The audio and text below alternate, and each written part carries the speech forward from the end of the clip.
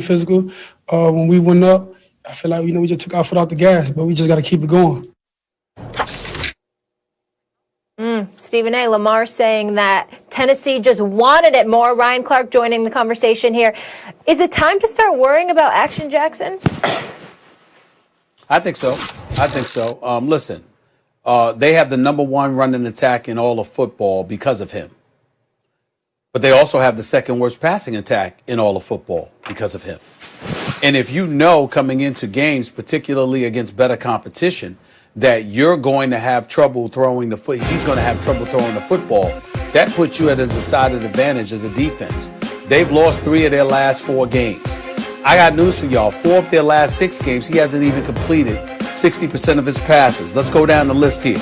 He completed 51% of his passes against Cincinnati, 59% against Philadelphia, 46% of his passes against Pittsburgh, okay? And 58% of his passes against Tennessee yesterday.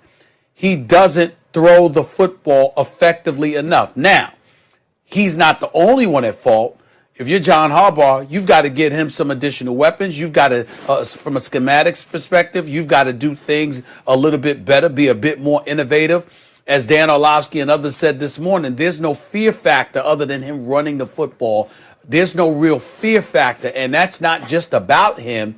That's about Harbaugh. And as an aside, by the way, I don't know how the rest of y'all felt, but to me, John Harbaugh, you've been in this league for many, many years. You're class personified. You might not have liked certain things that Tennessee was willing to do at the beginning of the game, going out to midfield, but refusing to shake Vrabel's hand at the end of the game. That was kind of weak in a loss. You didn't have to go there. I think that was classless on his part. I'd like to say that. But outside of that, what it comes down to is that I'm looking at a guy like Lamar Jackson. He's 23 years of age.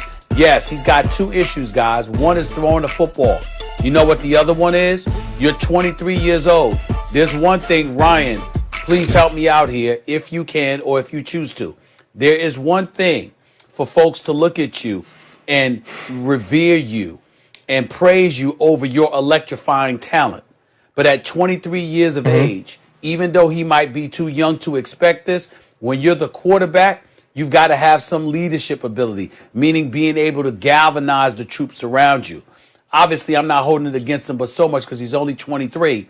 But I need that from my quarterback. And I don't see him as a guy capable of doing that yet. I see the respect they have for him and his greatness. I see them looking at him and marveling over that. But in terms of him being able to get in other guys' faces, holding folks accountable, making sure that the parts around you are all doing their job, his youth comes shining through to me in that regard. That's all I have to say about that right now. I heard him say that they wanted it more than us. I think that's pretty much that's leadership. He's that's kind of doing what you're talking about during the game, Max. I'm talking about during the game. I hear you. I'm not worried about Lamar Jackson yet, because not all progress is linear. It's not always just going to follow a smooth trajectory upward, right? At the age of 21, he was the most accurate passer in the history of the NFL. That doesn't mean it's going to be the case at the age of 23.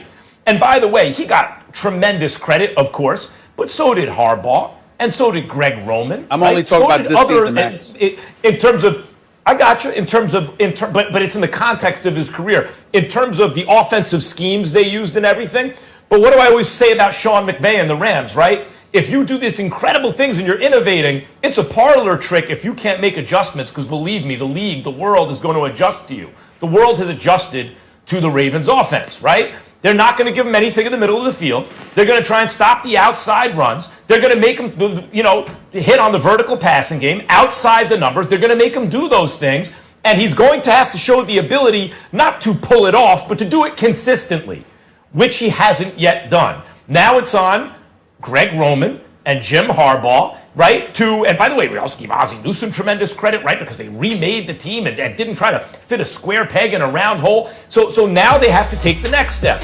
Now in year 3, they have to, okay, these are the adjustments that are being made. Now we got to adjust back to them. And so does Lamar. Lamar has to show the ability to throw outside the numbers and down the field with consistency, with accuracy. Now, his offensive line isn't what it was last year, right? They're banged up. Guys have left. They're retired, all that kind of stuff. And that plays a part. And by the way, if he can't do what he needs to do, throwing the ball down the field, then it's on the coaching staff. Okay, he's not good at that. How can we manipulate this? Because there are plenty of quarterbacks that have a hole in their game. How can we manipulate this in such a way as to bring out the best in him? And you can even win a Super Bowl that way. So I think that it is fair to say let's analyze what's going on.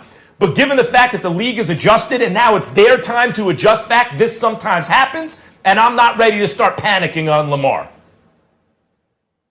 You know what? I agree with Max. And Max did something during his explanation or during his answer that I appreciated. Instead of calling John Harbaugh, he called him Jim. And that's important for this reason, because he mentioned Greg Roman and Jim Harbaugh. Did I say Jim? Let's think back to Yeah, but that's good, though. I needed that. Listen, I got you. I'm going to pick it up right where you left off. Let's think back to 2011 through 2014, when Greg Roman was with Jim Harbaugh, and they had an opportunity to get Colin Kaepernick. Do you remember what happened? It was this amazing talent, and they ran offense in a way we'd never really seen in this league, and the league couldn't catch up to it. 160 yards against the Green Bay Packers in the playoffs. You get to the Super Bowl. You're actually 4 downs away from winning it in the red zone against the Baltimore Ravens, and the next year you're really good again, and you go to the NFC Championship. And then people adjusted. So what's the second act? What are you going to learn to do, not only from the quarterback position, but from a schematics position, from a strategy position? What are you going to change about the way that you approach football? What are you going to change about the way that you align skill players with Lamar Jackson? Are you going to go out and actually get him a number one and say, okay, if you struggle throwing outside of the numbers, let me get you somebody that can help you do that. Let me get you someone that can win 50-50 balls where you don't have to be incredibly accurate, where you don't have to be right on the money, where you can't have a large catch radius. And so now it's time for the team to help Lamar Jackson. When I watched this team yesterday, they have the fastest quarterback in football, but the offense looks slow. The motions are slow. The routes develop slow. The misdirections don't misdirect anymore. And so now it is time for sure. Lamar Jackson has to be better. But the things that Lamar Jackson is struggling with are things we already knew. So if we know him, why doesn't Greg Roman and Coach Harbaugh know him? And the last thing I'm going to say and give it back to you guys, I don't mind John Harbaugh being mad.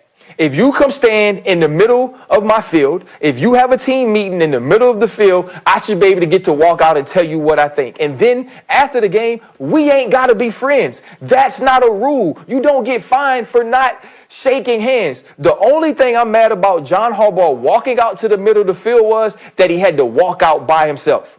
That the Tennessee Titans were ready to go to war before the game and nobody came with their coach. Hold on, Ryan. So when I hear Lamar Jackson say they wanted more, that to me says a lot, because it seemed like they wanted it more from the beginning of the game, and it didn't matter what kind of smoke it was. Ryan Clark, before I retort, just for clarification, was Vrabel at midfield with the team, or was that just his players? Vrabel, it was just the players. Vrabel ended up coming out, though. They talked before the game. They had interaction. No, what I'm before saying the is, game. And basically I'm making the assumption, and the key word is assumption, that the players decided to do that on their own, and then obviously John Harbaugh came out there, so Vrabel came out there. I'm assuming he didn't know that and he didn't participate in it. It's just that once John Harbaugh came out to midfield, Vrabel came out there as well. But that's neither here nor there. What I would say to you is this. I'm right about this, guys, because the question is it time to worry about Lamar? I said yes. Y'all just gave me reasons why. I talked about Lamar, but I also talked about John Harbaugh. I never brought up Greg Roman, but the fact is he's a part of it too. If the head coach and the offensive coordinator aren't doing things schematically, aren't doing things motivationally to really inspire your quarterback and that offense around him, then that would be a strong cause for concern. And that was the question. I answered it. But there is a transitional period, an adjustment period, I think that we're witnessing, or that I question, how are they going to respond?